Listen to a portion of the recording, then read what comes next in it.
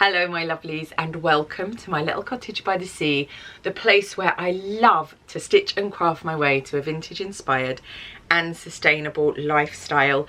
In this video I'm going to be sharing some winter sewing plans. That isn't to say that I've finished all my other sewing plans other than this version of the Vera dress that I am wearing and really love. The temperatures though have plummeted, and actually out of the window of my little cottage by the sea I can see a flurry of snow. So it's really got me thinking about some pieces that I would like to make for the festive season and those first few quite chilly months of next year, the new year. I've been shopping my stash. I haven't really bought much fabric, and one of the things that I'm trying to do is I'm trying to pre-think some things that I want to make, so I'm going to talk a little bit more about that in this video. So let's just dive into this pile of fabric and have a look at winter sewing plans. First thing on my winter sewing plans list is the Hansel dress. So this is my version of a Milkmaid style dress, which I know is all the rage, very romantic, very feminine, and I had looked at lots of patterns for this, but I always found that being boobalicious, those kind of create this real feature of the boobs. Now I'm all for that, but on me I felt very Carry On Milkmaid. If you do not know what the Carry On films are, then I apologise, but they are a bit of a British institution from the 50s and 60s and 70s, have a bit of a tricky reputation. There's lots of innuendo and sort of seaside postcard humour in them, and that's kind of how the versions that I saw, what they put me in mind of, they just were not working for my physicality. So one of my Patreon projects was to pattern cut a Milkmaid dress that would be great, elegant, elevated for the more booby of us, and the Hansel dress did just that, and I absolutely love it. So I definitely want to make another one or two or three and have it as a sort of a wardrobe staple. It's not the coziest thing to wear, but I'm thinking about dickies and things like that. That project is still ongoing, and there'll be more episodes of the One Dress 13 Ways coming to you anon. But the Hansel dress, so I went through my stash because I have some really beautiful fabric that I wasn't really sure what to do with. I've been humming and hawing.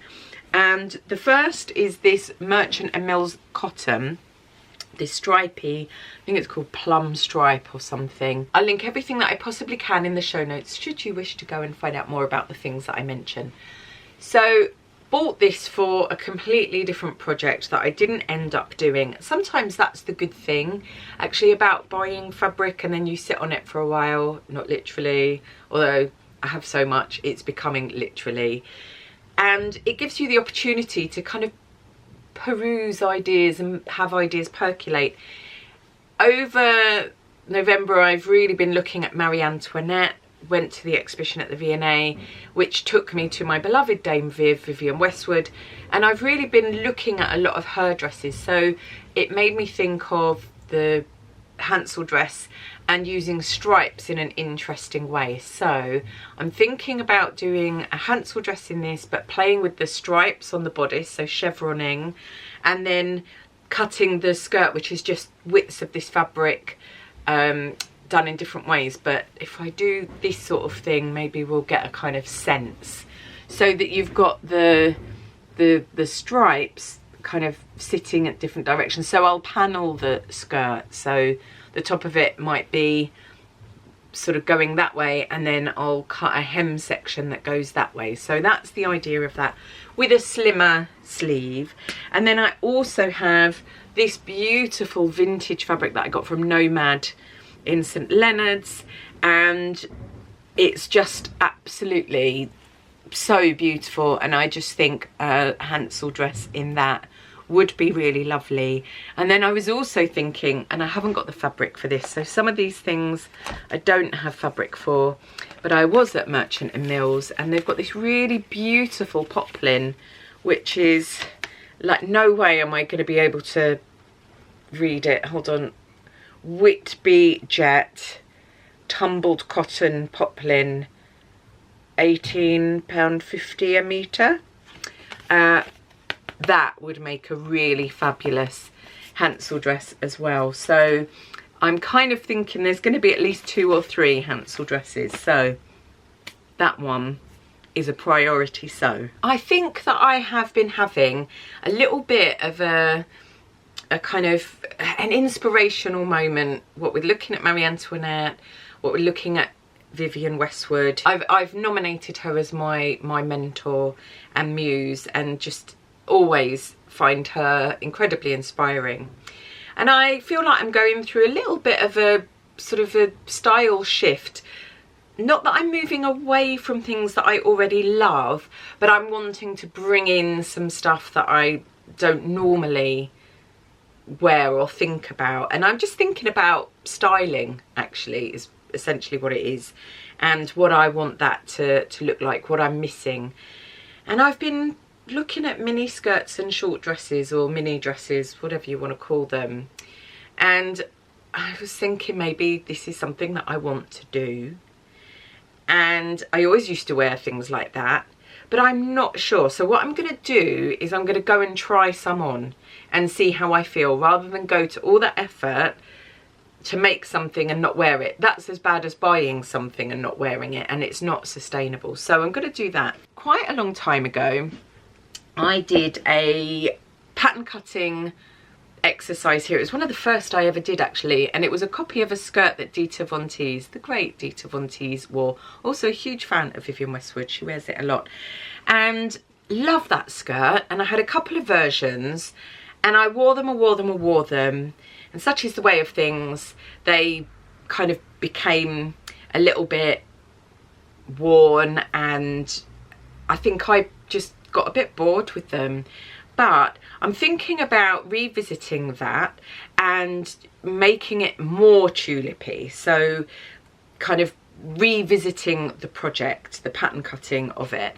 And I was in Tenterton not that long ago, and I found this fabulous fabric in hop, skip and jumper, and it's a brocade leopard print, as we can see, brocade, just all black. And I've actually got another piece. I went back again to Tenterton and I bought the rest because it was on sale. I think it was like £8 a metre, so I bought all of it. And my first thought was I was going to do a sort of vampire's wife style dress, and then a pair of Juno trousers, more of which anon. But I have made a lot of vampire's wife style dresses and I really love them. I have just enough of them in my wardrobe, so I am thinking that a Dita skirt in this would be really fabulous, and you could style it up in quite a dressy way, but you could also style it up in that sort of vintage utility way. Not that that shape skirt is utility at all, but it's a really good brocade, really washable, and with t-shirts or with lovely little knitted jumpers, even with some beautiful shirts. I've started looking at men's shirts. I've got one that I really love, actually. Thinking about keeping the colour palette just to sort of pinks and whites, and this would be fabulous. And to go with this, to sort of make it into a set, I'm thinking about making a waistcoat as well, because this would then go with the trousers that I want to make out of this. And I have this really lovely fitted waistcoat pattern, and I just thought then I've got almost like a little capsule, so you can sort of mix and match everything. And I do have quite a bit of fabric. I think I've got about 6 or 7 meters, maybe 8 meters of this, so that is going to be that. And that brings me on to trousers, which I am thinking about. So I do also want to make the Juno trousers out of this from Merchant and Mills. Downloaded the pattern as a PDF. It's putting me off that I've got to stick all the pieces of paper together, which I've already printed. Otherwise I'd just send it off and get it done somewhere else. And I have bought this jumbo cord. It's looking a little bit redder on the screen, but it's actually a really beautiful sort of favourite dusky antique pink, that very kind of 1930s deep salmony, pinky, antique-y. I don't even know what this is called. Anyway, so I've bought this for this. For one mad moment, I actually thought I should do a Dita skirt in this and a waistcoat as well. But I think I will do the trousers, the Juno trousers. A lot of my students in my dressmaking class that I teach on a Thursday evening, hello to those of you who are watching, if any of you are watching, are making the Juno trouser. So I'm going to make it in calico first. I'm going to do a toile because trousers are so much about fit and proportion, and I want to just get that right. I like the Juno trousers because they are that vintage utility. They do really remind me of trousers that Elsa Schiaparelli had designed, culottes that she made in the very late 20s, early 30s. So I want to get the pattern right for me, and I am going to resist the urge of this sort of impulse to make this as a Dita. I can get another lovely cord of some kind to make another Dita skirt if I really enjoy wearing it. So as I'm thinking about trousers and culottes and this vintage utility and Vivienne Westwood, all of that is colliding in this brain at the moment. I am really thinking about a pair of jeans. Now, I don't feel good in jeans. I've got one pair of jeans. I don't feel great in them. I don't enjoy wearing them. They do not make me happy. I love indigo fabric, that really deep, dark denim-y colour, and I love denim. I've got a whole board called Do It in Denim on Pinterest, which is really looking at more vintage and antique denim and then maybe designer denim. My main preoccupation with Patreon is showing my membership to Pattern Cut.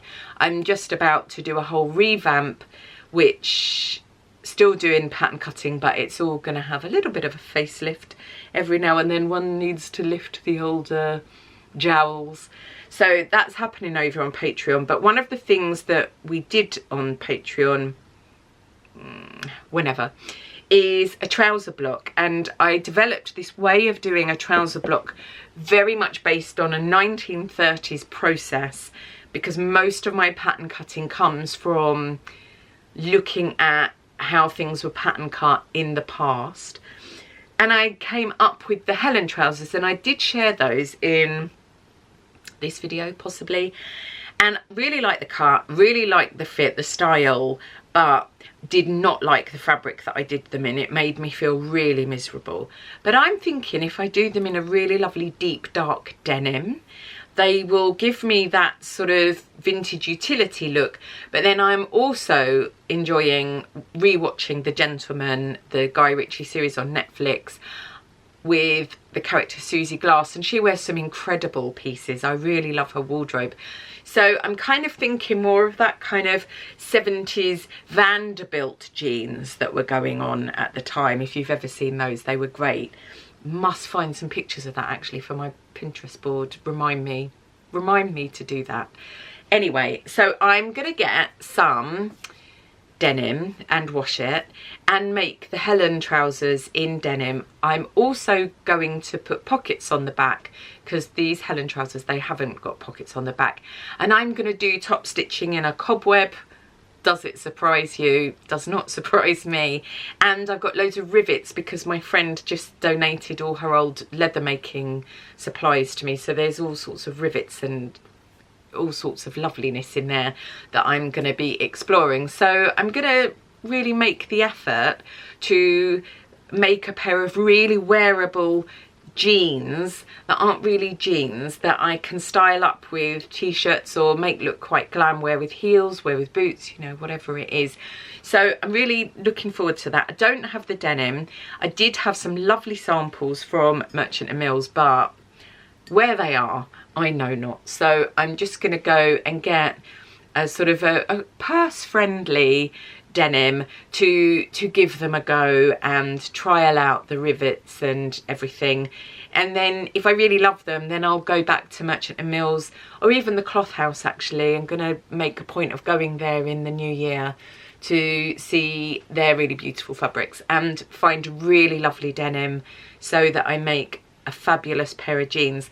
And then next year on the list, getting ahead of myself, ADHD in action here. To go with the jeans, I'm gonna make a workwear jacket, like a chore jacket. Did a whole video on vintage utility, 1930s vintage utility, capsule-y, collection-y type thing, which was so much fun to do, and there are so many ideas in there. So I'm going to revisit that actually and see which workwear jacket I want to make.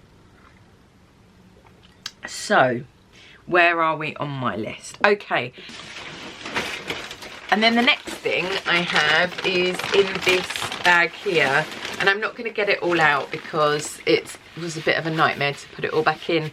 But I'm making a coat, the moss coat. Again, this was a pattern cutting project on Patreon, and it's a kind of shawl collar 1950s-y style coat. My idea was to make a raincoat this year so that I actually stay dry in the sort of the weather that just comes in off the sea. Haven't quite managed that. Was naughty and bought one. I'll be sharing that in my November Moments video later on this month. This is like a double-sided quilted with little red bows embroidered on it, which create the quilting, and it's from Fabric Godmother. I got quite a lot of it because there's quite a lot of fabric in the coat, so I'm going to be making that like literally now. Whilst we're looking at outerwear and rain-proof clothing, I've already cut this out. The Audrey Hood from Merchant and Mills, I got the little pattern, downloaded it, and I've cut it out in this PVC that I've had in my stash for a very long time. Just made a little belt called the Rosaline Belt Harness for Patreon. That was October's project, inspired by The Company of Wolves, one of my favourite all-time films and books actually. So that's cut out in all the bits, and I've just got a poplin lining. And then my lovely friend Anna, who's away on her holidays, on her travels at the moment. Oh dear, oh, being attacked by floof. She ordered this ripstop, don't know what it is called, in leopard print, waterproof fabric. So I'm going to do an Audrey Hood in one of these. I'm not sure if she did an Audrey Hood as well. We keep kind of making very similar things, so we're going to look like twinsies. And Anna, I miss you, so please do hurry back so we can wear our matching Audrey Hoods in leopard print if that's what you've done with it. But I'm going to be making those nice, quick, really useful to have, especially if there's flurries of snow and sleet and rain happening all the time here. I need something to keep my hair that I'm growing out actually dry and frizz free, which is, you know, never going to happen. One of my most worn items in my wardrobe is a black circle skirt, and I'd made it in a cotton sateen, and it had just been worn and worn and worn for years and was really raggedy and no longer serviceable, no longer repairable. So I have a whole load, a whole load of this vintage, it's actually Dior fabric, and it's kind of like a corded viscose fabric. It's incredibly beautiful. It's just the most wonderful. It makes me think of crows and Chanel 1920s dresses and all sorts of goodness, and, you know, Dracula.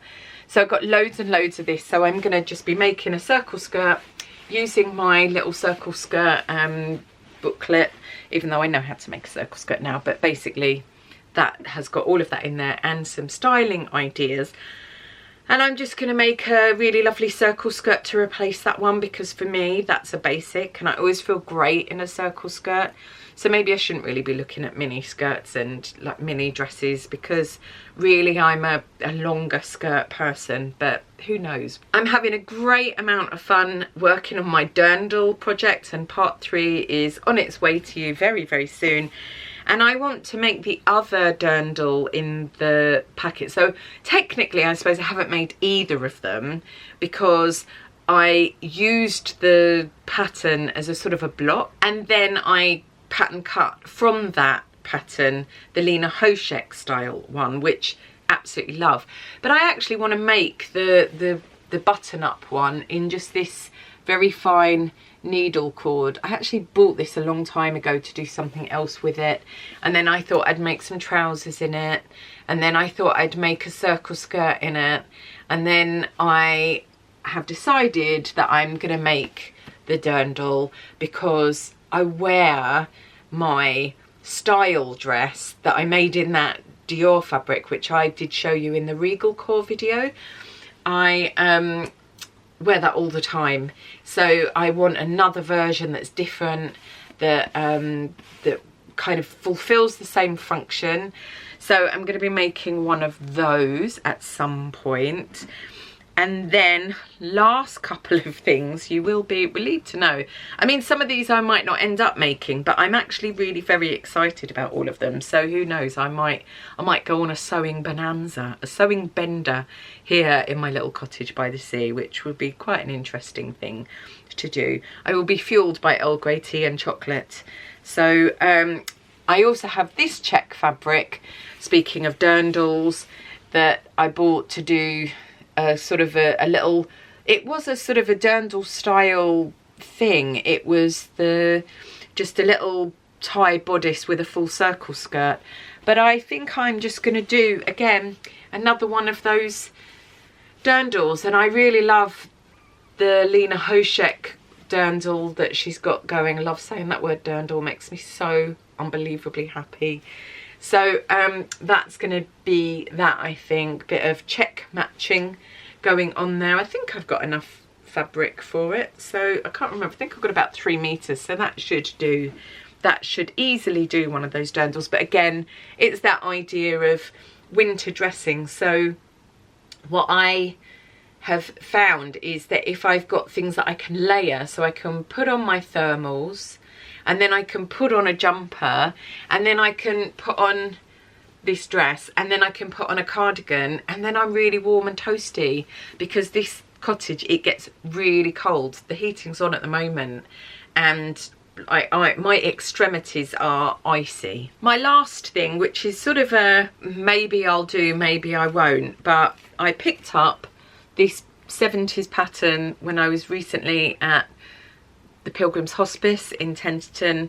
It was £3.50, and it's this style. I do really like style patterns. Don't know much about the brand, so if you do have any info, just do let me know in the comments. It's always really helpful to get the constructive feedback that many of you very kindly take the time to share. So 1354 style. I haven't even looked to see if this is online, but I thought it's a really pretty dress. Obviously not my size. It says size 16, which is actually my size technically, apparently now, and we all know there's no such thing really. It's all just malarkey made up. Bust 97 centimeters 38 inches. No. So what I think I'm gonna do, and I've got this really lovely crepe that I bought from Cloth Control from their sale, and loving this sort of idea here. It's that very vintage 30s sort of salmony deep rose kind of colour, and very Bieber, and Bieber is another huge influence, which is sort of this kind of like Bieber does 1930s, that 70s does 30s thing is a huge influence on me. So I think I'm gonna use this pattern as the concept, and I'm gonna recut it in my size, so this is just my inspiration, and then do it in this really beautiful crepe, which actually feels in weight and texture, feels very true to vintage fabric, and I've got quite a lot of it. So I'm going to be doing one of the long sleeve. It's got the lovely puff at the shoulder. We've got a very slight sweetheart neckline here, which is gorgeous. This very full A-line skirt. So I think that in this fabric, I mean, and actually this one here is very red, but that kind of concept but a shorter version, I think would just look really beautiful in this. And then there's probably going to be a bit of fabric left over, so I'm thinking some kind of little bag to go with it. So I've got an actual outfit and that is one of the things that I'm really thinking of as I'm working on my wardrobe at the moment. Feel very inspired and uplifted by it, and really excited about styling. I've got something really exciting coming to my top tier patrons with this revamp to do with that. I'm not going to say any more, but it's really reinvigorated, actually remotivated my love of clothing and fashion, and this exciting opportunity to play around with style. So those are my not inconsiderable sewing plans for winter, but winter's technically all the way to the end of February, isn't it? I hope you've enjoyed sharing my winter sewing plans, the fabrics that I've shopped my stash for, and then my thoughts about trousers, because trousers are an ongoing conundrum for me, but I'm gonna have some fun working on these particular trouser projects. If you have any trouser patterns that you really think are fabulous, then please do let me know in the comments, because I am really quite naive about trousers, to be honest. I don't really wear them, so other than my own ones that I've pattern cut, and Gertie's Lucille trousers, actually I do really like those, I'm not entirely sure which trousers I might like. So suggestions on a postcard in the show notes below.